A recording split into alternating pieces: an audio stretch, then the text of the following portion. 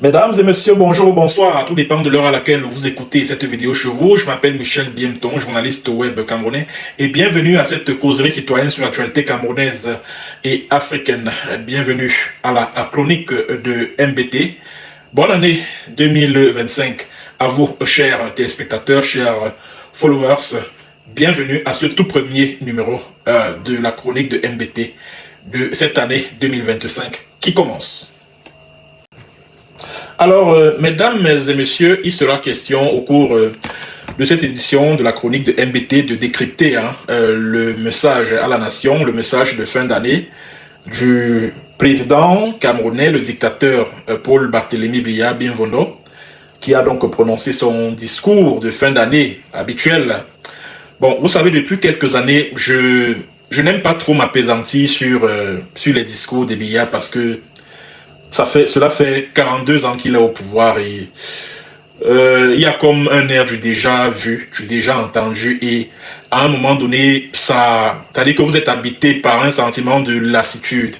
C'est-à-dire que ça devient tellement fastidieux parce que ce sont les mêmes choses qu'il dit chaque année. C'est-à-dire qu'il n'ose même pas faire le bilan de ce qu'il a annoncé l'année écoulée. Il fait des annonces qui ne se réalisent presque jamais. Bref, vraiment, moi, le discours de Biya, moi, j'ai seulement suivi en différé, mais en direct, là, c'est zéro. Moi, je ne suis plus là. Je ne suis vraiment plus là. Mais je me suis quand même permis de m'arrêter sur deux points essentiels de ce discours, bon, qui ont captivé mon attention parce qu'il s'agit quand même des nouveautés, des nouveautés dans ce message à la nation. Alors, nous allons commencer par écouter cet extrait de Paul Biya, du président camerounais, et on revient par la suite pour le décryptage, mesdames et messieurs. Qui continuent leurs exactions, principalement contre la population civile. Je ne dirai jamais assez. La cause séparatiste que ces groupes d'illuminés prétendent défendre est vouée à l'échec. Le Cameroun restera un et indivisible. C'est le vœu de l'écrasante majorité de nos compatriotes. C'est l'essence même du mandat qui m'a été confié. Et je n'y faillirai point. Mes chers compatriotes, vous savez combien je suis attaché à l'unité nationale, au progrès et à la paix. Vous êtes témoin des actions que le gouvernement mène sous mon impulsion depuis des années pour mettre un terme à cette crise sécuritaire qui affecte le développement de ces régions et endeuille de nombreuses familles. C'est l'occasion pour moi de rappeler aux membres de ces bandes armées que la nation leur tend toujours la main. Et je les invite une fois de plus à saisir l'offre de paix qui leur a été faite et à déposer les armes. Des centaines de leurs camarades ont déjà rejoint les centres de désarmement, de démobilisation et de réinsertion et ont été formés à différents métiers afin de faciliter leur insertion sociale. Le sort de ceux qui persistent dans la criminalité est peu enviable. Ils continueront d'être traqués sans relâche et répondront inéluctablement de leur forfait. Alors, monsieur Paul Biya dit que le processus de reconstruction de ce qu'il appelle les régions du nord-ouest et du sud-ouest est en cours, malgré, dit-il, les atrocités commises par les bandes armées contre la population civile. Donc ça veut dire qu'il fait exprès de taire les massacres commis par ses soldats, par son armée, dans le Southern Cameroun, parce que pour moi c'est le Southern Cameroun, puisque nord-ouest et sud-ouest c'est des conneries, c'est des bêtises. Donc lui, il fait fi de ça, parce que pour lui, les dizaines de milliers de civils qui sont tombés dans le Southern Cameroun, là, en fait c'est du fait de ces bandes armées, quoi, selon Paul Biya. Après, le dictateur nonagénaire dit que la cause séparatiste est vouée à l'échec. Mais, Monsieur Paul Biya, est-ce que les Ambazoniens, est-ce que les ressortissants du Southern Cameroun vous ont dit qu'ils voulaient se séparer du Cameroun? Quand vous parlez de séparatisme, vous êtes unis sur quelle base? Puisque la base sur laquelle la République du Cameroun et le Southern Cameroun devraient se mettre ensemble, c'est sur une base contractuelle. C'est sur la base d'un traité de réunification, un traité d'union. Alors, où est le traité en question? Vous vous êtes unis quand pour qu'aujourd'hui, vous considériez que les Ambazoniens veulent se séparer de vous? Vous vous êtes unis quand? Et vous dites que la cause séparatiste est vouée à l'échec. Voici ce que les Ambazoniens exigent. Ils exigent que vous rétablissiez toutes les institutions qui régissaient la vie sociopolitique dans le Southern Cameroun avant l'annexion du 1er octobre 1961, parce qu'il n'y a jamais eu. Il n'y a jamais eu de réunification là-bas. Il y a eu annexion du Southern Cameroun par la République du Cameroun le 1er octobre 1961. Après, Paul Biya nous dit, oui, le Cameroun est un et indivisible. Bien sûr, personne n'a jamais douté de ça. Personne n'a jamais douté de ce que le Cameroun est un et indivisible. Est-ce que vous avez vu les populations de Bolova se révolter pour dire que voilà, ils vont créer l'État du Sud ou l'État et quand je ne sais trop quoi? Non, du tout. Est-ce que vous avez vu les populations, je sais pas moi, de l'extrême nord, du nord ou de l'Adamawa, dire que voilà, ils vont créer l'État de l'Adamawa? Est-ce que vous les avez vu faire ça? Non, du tout. Est-ce que vous avez vu les populations du littoral dire que oui, nous voulons créer l'État Sawa, etc. Non, non, non, non, non, non, non, non. Ça, c'est la République du Cameroun qui est un et indivisible. La République du Cameroun, dont les frontières sont bien connues, bien délimitées et reconnues au niveau des Nations Unies depuis le 20 septembre 1960. Alors, en quoi ça concerne le Southern Cameroun? Quand vous avez votre indépendance le 1er janvier 1960 et vous avez même été incapable de célébrer le 65e anniversaire de cette indépendance-là, le 1er janvier, c'est-à-dire hier, vous avez été incapable de le faire. Est-ce que le Southern Cameroun était compris dans la République du Cameroun indépendante le 1er janvier 1960? Non. Comment en est-on arrivé au Cameroun tel qu'on le connaît aujourd'hui? Comment en est-on arrivé là? Quel a été le processus? Est-ce que le processus a respecté les normes internationales? C'est à ce niveau que les Ambazoniens vous attendent. Et c'est la question que les Ambazoniens vous posent à vous, Paul Biya, et tous vos ministres là, et tous les dignitaires de votre régime là. C'est à ce niveau que les Ambazoniens vous attendent. Après, M. Paul Biya invite les membres des groupes armés ambazoniens, les membres des Restoration Forces, à saisir l'opportunité que leur offre le gouvernement de déposer les armes et d'intégrer les centres de désarmement, de démobilisation et de réinsertion de Bamenda et de Boya. C'est-à-dire que des endroits où la misère est rampante, c'est-à-dire que ces centres de désarmement, de démobilisation et de réinsertion là, que Paul Biya a créé le 30 novembre 2018 là, mais ce sont des espèces de prisons. C'est-à-dire que les enfants qui sont là-bas là, c'est-à-dire que c'est comme s'ils étaient en prison. Vous savez pourquoi ces centres de DDR là ont été créés? Ces centres de DDR ont été créés pour recueillir les enfants qu'on a infiltrés dans la lutte du peuple du Southern Cameroun là. On les recueille et maintenant ce sont eux qui renseignent les militaires camerounais sur les camps des Ambazoniens. Les centres de DDR n'ont pas été créés pour offrir aux ex-combattants qui ont choisi de déposer les armes l'opportunité de se réinsérer dans la société. C'est faux. C'est archi faux. Les centres de DDR, là, les pensionnaires de ces centres-là, ce sont eux qu'on envoie aux côtés des soldats camerounais comme des éclaireurs. C'est-à-dire qu'ils participent même à des opérations aux côtés de l'armée. Donc ils sont encadrés par les militaires camerounais. Donc ils participent à des opérations qui consistent à commettre des assassinats ciblés, à massacrer les populations. Le massacre de Ngarboula, les membres du centre de DDR de Bamenda étaient impliqués dans le massacre de Ngarbou. Et quand vous finissez de participer à des opérations criminelles de ce type, qu'est-ce que les militaires camerounais font? Allez, On vous embarque dans des camions pour aller vous aiguiller, pour aller vous exécuter sommairement. Vous connaissez le nombre de prétendus ex-combattants. Moi, je parle de prétendus ex-combattants parce que la plupart des pensionnaires de ces centres de DDR-là, ce sont des prisonniers, des jeunes détenus qu'on a sortis de prison. Et on les a entassés dans ces centres-là, juste pour donner l'impression à l'opinion internationale, comme l'a dit Biya lui-même, que c'est une cause la cause séparatiste est perdue. Oui. Vous imaginez le nombre de pensionnaires de ces centres de DDR-là que l'armée camerounaise, le BI, a fait exécuter sommairement. Vous imaginez le nombre d'ex-combattants que le BI a exécuté sommairement.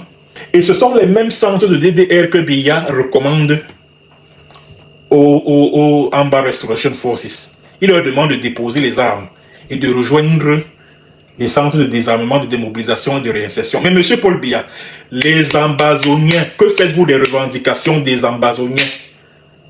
Où sont les institutions qui existaient au Southern Cameroun avant 61? Quelle était la raison valable pour laquelle ces institutions ont été dissoutes?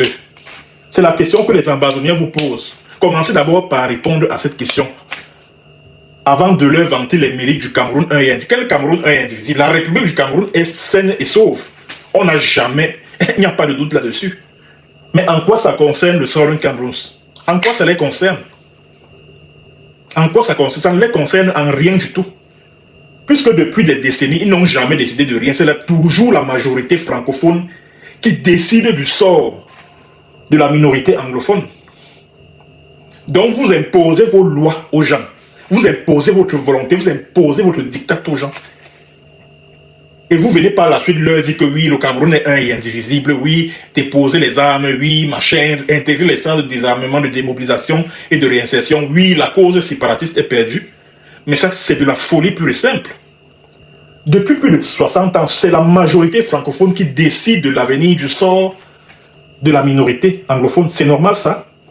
À la conférence de Fumban, du 17 au 21 juillet 1961, c'est la majorité francophone qui a imposé la fausse constitution fédérale là, du 1er septembre 1961 à la minorité anglophone.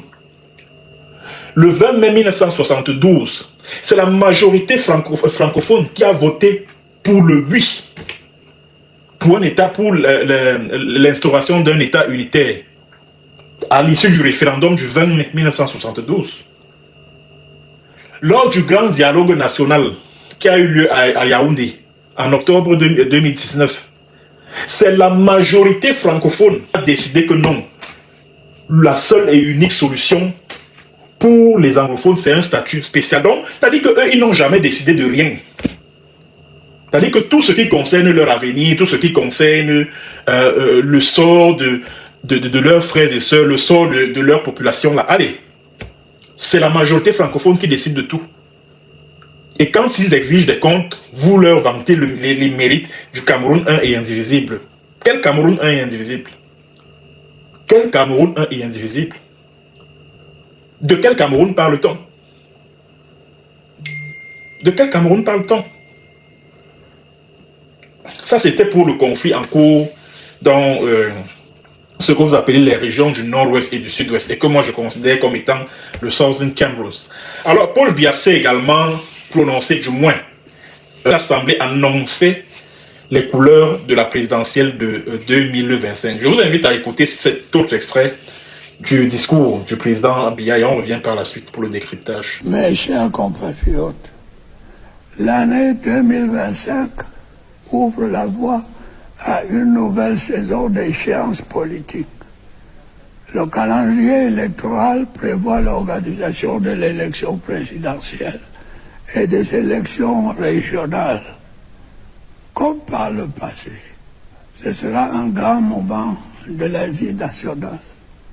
Saisissons cette opportunité pour consolider notre démocratie. J'en appelle à la maturité, former ces défis en opportunité. Et nous continuerons ensemble notre marche déterminée vers le progrès dans la sécurité et la paix. Je suis particulièrement sensible au soutien massif que vous n'avez cessé de m'apporter toutes ces années. C'est la raison pour laquelle je n'ai jamais ménagé aucun effort pour répondre à vos aspirations. Votre confiance m'honore et me sert de boussole dans l'action que je mène à la tête de notre cher et beau pays. J'ai pu vous assurer que ma détermination à vous servir demeure intacte et se renforce au quotidien face à l'ampleur des défis auxquels nous sommes confrontés. Paul Biya, à travers les propos que vous venez de suivre, donne à penser, donne à croire qui sera candidat à ces élections présidentielles. Quand il dit « Je suis particulièrement sensible au soutien massif que vous n'avez cessé de m'apporter toutes ces années », en fait, il parle de ces partisans-là, les fameux Ndongo, les Manaouda Malachi, là, qui ont lancé les appels à la candidature de Paul Biya en 2025 et tout.